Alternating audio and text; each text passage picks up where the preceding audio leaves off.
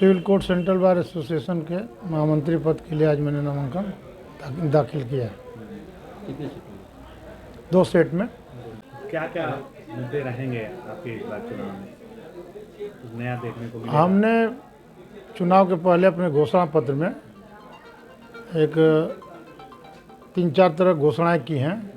उसमें एक कि अधिवक्ताओं के हर टेबल पर वाईफाई की सुविधा उपलब्ध कराई जाएगी और वर्तमान समय में वाईफाई की बहुत ज़रूरत है। हमारे कैंपस के अंदर जो है टावर एकदम किसी भी मोबाइल का जो है वो न टावर है और न ही जो है उसका कोई, तो अधिवक्ताओं को बड़ी दिक्कत होती है आज के समय में। तो हम लोगों ने ये बात सोचा और मैं निश्चित रूप से जो है महामंत्री बनने के बाद, शपथ लेने के बाद 1 हफ्ते के अंदर में हर अधिवक्ताओं के टेबल पर मैं वाईफाई की व्यवस्था करा दूंगा, ताकि सुचारू रूप से अधिवक्ता अपना जो है आज के समय में डिजिटल इंडिया के हिसाब से अपने को जो है ढाल पावे, अपना काम करे, प्रगति के राह पर चले।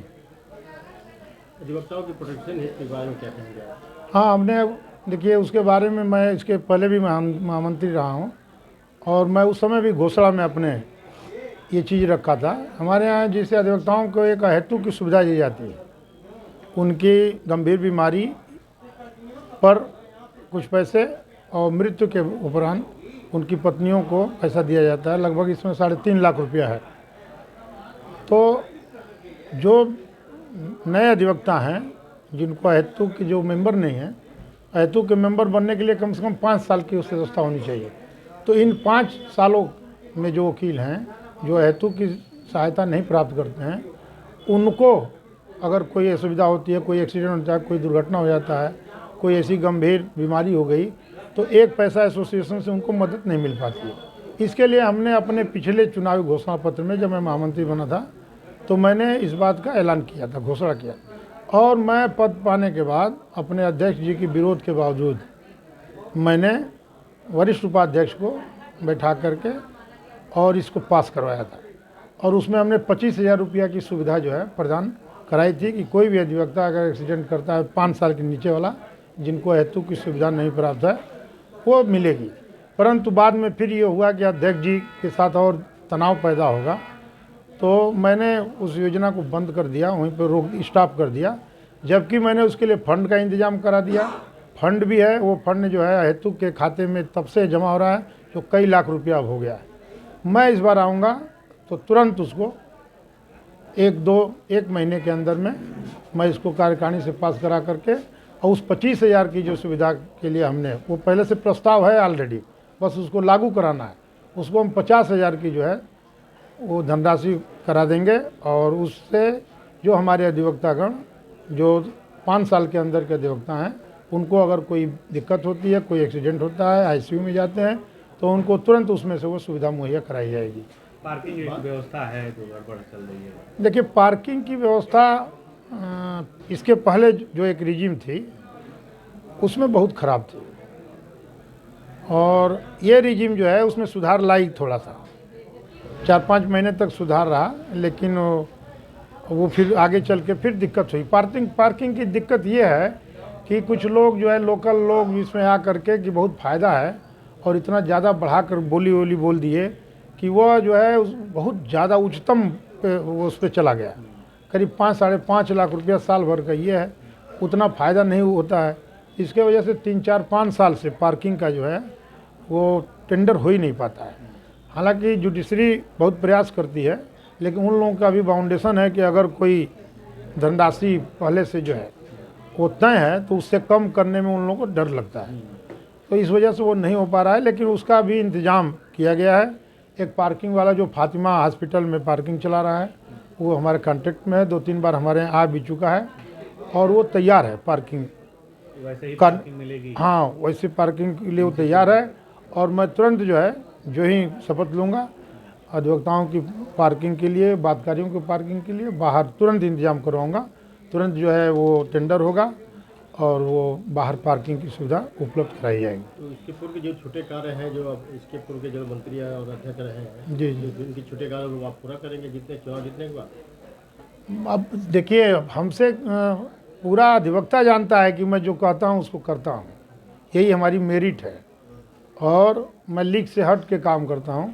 मैं खुद अधिवक्ताओं अपने साथियों के सहयोग से बार को एक नई दिशा दे चुका हूँ। आज जो कल इसके पहले आज से 4 रिज्यूम के पहले जो हम लोग के कार्यकाल में बकाया पैसा रह जाता था, हम लोग जो पैसा जमा है उसमें से 15-20 हज़ार 30 हज़ार लोग खर्च करके जाते थे। आज के दौर में हमारा महामंत्री जब आय व्यय का हिसाब दे रहा है तो 40 लाख 50 लाख रुपया साल भर में बचत दिखा के जा रहा है। इसके लिए हमारी रिजिम को आपको साधुवाद बोलना चाहिए। हमने इसके लिए बहुत बड़ा प्रयास किया और ये प्रयास और आगे व्यापक होता जाएगा और ये सारी धनराशि अधिवक्ताओं को मजबूत करने में काम आएगा। आगे चल के हमारे अधिवक्ता हमेशा खुशहाल रहेंगे, उनका परिवार खुशहाल रहेगा। और बीच में क्या सामंजस्य रहेगा? शानदार सामंजस्य। देखिए, बार ऑफ बेंच के बिना कहाँ चल सकता है और एसोसिएशन का निर्माण इसीलिए होता है। एसोसिएशन का निर्माण जो है इसीलिए है कि बार बेंच का संबंध बहुत अच्छा होना चाहिए और बार बेंच का संबंध हमारे समय में बहुत अच्छा रहा। हमारे जैसे जो है हमारे कार्यकाल में जितना अच्छा संबंध रहा, आप जो है उसको चाहे तो उदाहरण के रूप में दे सकते हैं। हाँ, ये ज़रूर है कि भ्रष्ट लोग हमको पसंद नहीं है, उस पर पूरा टोटल अंकुश हमारा रहता है। जीरो टॉलरेंस जो गवर्नमेंट कर रही है आजकल, जो नारा दे रही है, वो समझ लिए कि मेरा भ्रष्टाचार पे जो है बहुत तगड़ा ये रहता है। बाकी न्यायपालिका आप जानते ही हैं कि ईमानदारी के लिए भारत में मशहूर है। बहुत कम कुछ इस तरह की चीज़ें हैं अपवाद के रूप में, वो चीज़ें दूर हो जाएंगी और निश्चित रूप से जिस दिन शपथ ग्रहण हमारा होगा वो अपने आप चीज़ें दूर हो जाएंगी। जो इसका अभ्यस्त होगा वो जानता होगा कि जब अजय सिंह आएंगे तो ये सब चीज़ें नहीं चलेगी, तो इसके लिए कोई बहुत दिक्कत नहीं आएगी। क्या अपील करेंगे अधिवक्ताओं से?